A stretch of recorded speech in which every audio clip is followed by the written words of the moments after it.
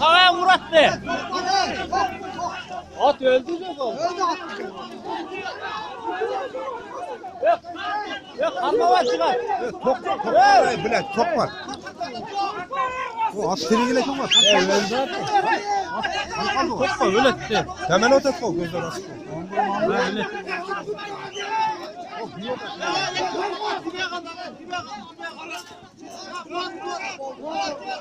Ya bundan kalkış gerek.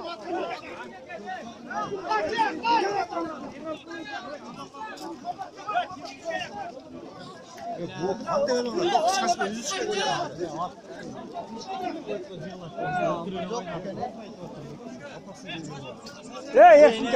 Sorunu çok kendiler.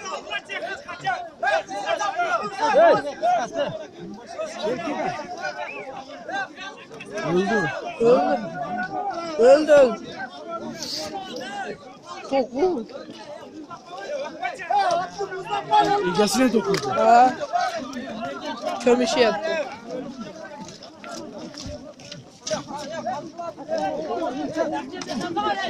Dakika falan.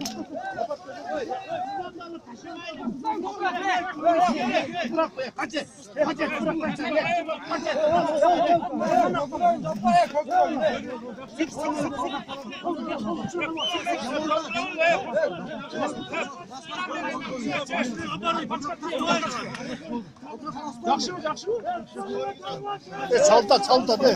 Hayır.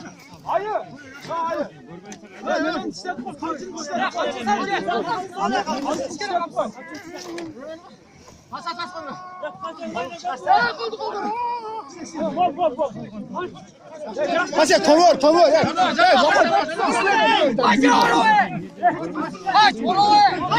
Kaç.